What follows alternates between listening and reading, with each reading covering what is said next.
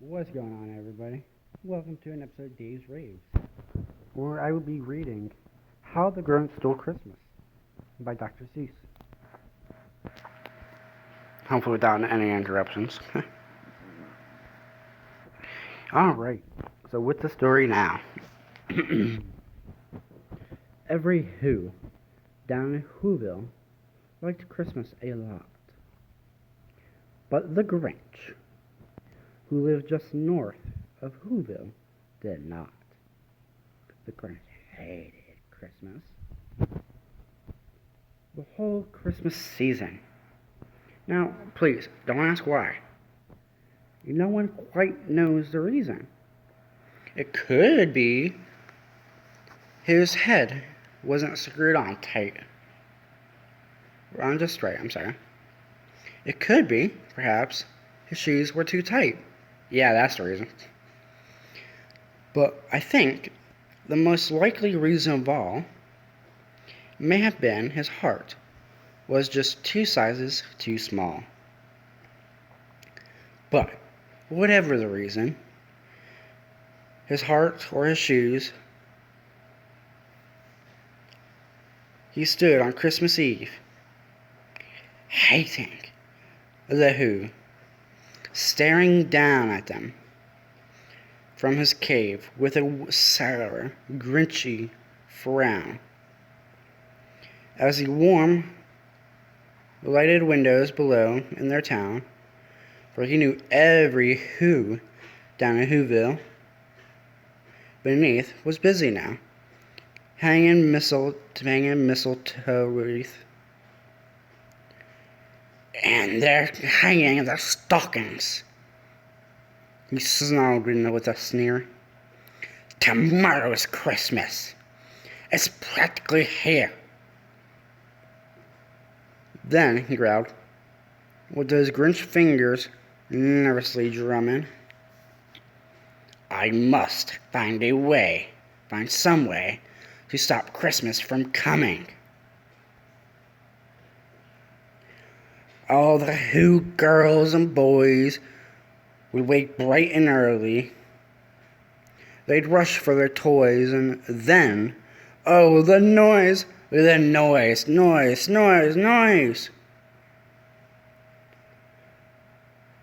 That one thing he hated. The noise.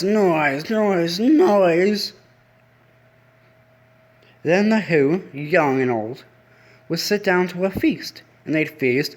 They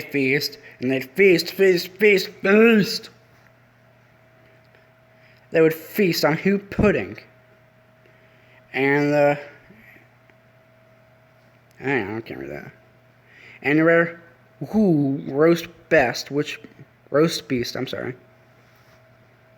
the rare Who roast beast, which was something the Grinch couldn't stand the least.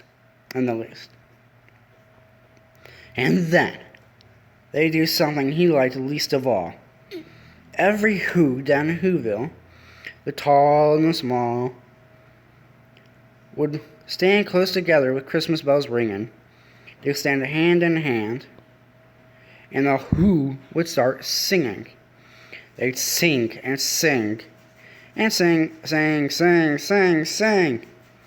And the more the Grinch thought of this, Who Christmas sang, the more the Grinch thought, I must stop this whole thing. Why, for 53 years I've put up with it now. I must stop Christmas from coming. But how? Then he got an idea. An awful idea. The Grinch got a wonderful, awful idea. I know just what to do. The Grinch laughed in his throat. And he made a quick Santa Claus hat and a coat, and he chuckled and clucked. What a great Grinchy trick. Why, this coat and hat, I look like Saint Nick. All I need is a reindeer. The Grinch looked around. But since reindeer are scarce, there was none to be found. That stop the old Grinch? No. The Grinch simply said, "If I can't find a reindeer, I'll make one instead." So he called his dog Max. Then he took some thread, or some red thread, and he tied a big horn on the top of his head. Then he loaded some bags and some old empty sacks on a ramshackle sleigh, and he hitched up old Max. Then the Grinch said, "Giddy up!" And the sleigh started down towards the home where the Who lay a snooze in their town. All the windows were dark. Quiet snow filled the air. All the Who's were all dreaming sweet dreams without care. When he came up to the first little house on the square, "This is stop number 1, the old Grinch hissed, as he climbed up the roof, empty bags in his fist.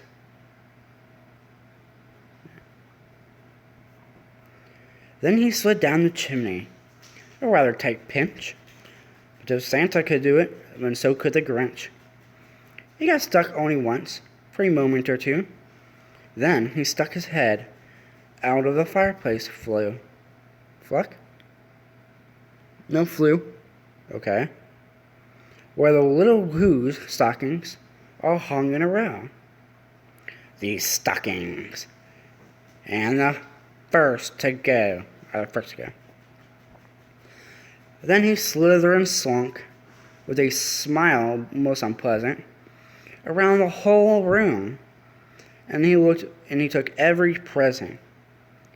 Pop guns and bicycles, roller skates, drums, checkerboards, tricycles, popcorn, and plums, and he stuffed them in the bag. He stuffed them in bags. Then the Grinch, very nimbly, stuffed all the bags one by one up the chimney. Then he slunk to the icebox. He took the Who's feast. He took the Who pudding, he took the roast beast. He cleaned out the icebox as quick as a flash, while the Grinch even took the last can of Who hash. Then he stuffed all the food up the chimney with glee. "And now," grinned the Grinch, "I will stuff up the tree." The Grinch grabbed the tree, and he started to shove. When he heard a small sound, like the coo of a dove, he turned around fast, and he saw a small little Cindy Lou Who. Let me read that one more time. And the Grinch grabbed a tree, and he started to shove. When he heard a small sound, like the coo of a dove, he turned around fast, and he saw a small Who, little Cindy Lou Who. He was not more than 2. The Grinch had been caught by his tiny Who daughter, who'd gotten out of bed for a cup of cold water. She stared at the Grinch and said, "Santa Claus, why are you taking our Christmas tree? Why?" But that old Grinch was so smart and slick, he thought up a lie, and he thought it up quick. "Why, my sweet little tot," the fake Santa Claus lied, "there's a light on this tree that won't light on one side. So I'm taking it home to my workshop, my dear. I'll fix it up there. Then I'll bring it back here." And his fib fooled the child. Then he patted her head and got her a drink, and he sent her to bed. And when Cindy Lou Who went to bed with her cup, he went to the chimney and stuffed the tree up. The last thing he took was a log for their fire. Then he went up the chimney himself, the old liar. On their walls he left nothing but hooks and some wire. And the one speck of food that he left in the house was a crumb that was even too small for a mouse. Then he did something to the same thing to the other Who's houses, leaving crumbs much too small for the other Who's mouses. It was quarter past dawn, sorry. All the Who's still abed.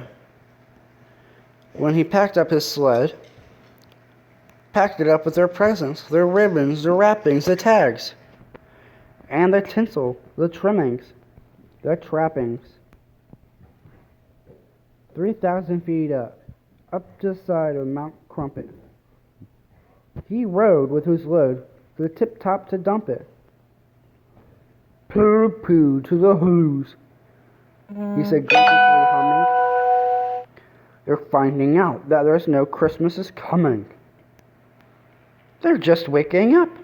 I know just what they'll do. They'll open their mouths. Their mouths will hang open a minute or two. Then the Who's down in Whoville will all cry boo-hoo. That's a noise, grinned the Grinch. That's how you simply must hear. So he paused,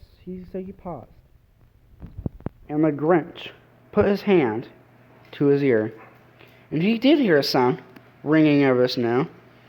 It started low, and then it grew. But the sound wasn't sad. Why, this sounded very merry. It couldn't be so, but it was a very. He stared down at Whoville. The Grinch popped his eyes. Then he shook. What he saw was a shocking surprise. Every Who down in Whoville, the tall and the small, was singing without any presents at all. He hadn't stopped Christmas from coming. It came. Somehow or other. It came just the same. And the Grinch, with those Grinch feet ice cold in the snow, stood puzzling. How could it be? So, it came without ribbons. It came without tags. It came without packages or boxes or bags. And he puzzled 3 hours till his puzzle was sore. Then the Grinch thought of something he hadn't before. Maybe Christmas, he thought, didn't come from... Where was I?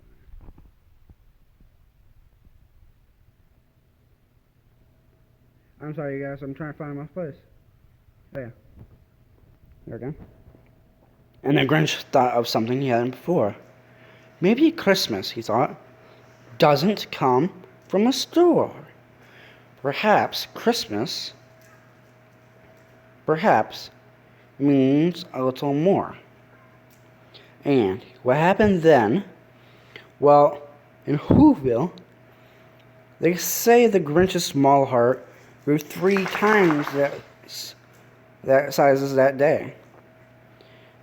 And the minute his heart didn't feel quite so right, he whizzed with his load through the bright morning light, and he brought back the toys and the food for the feast, and he, himself, the Grinch, carved the roast beast. And that is the end of how the Grinch stole Christmas. I hope you guys liked it. If you do like this video, please go ahead and give it a like, share, or subscribe. Anyone is fine with me. All 3 of them are fine with me, actually.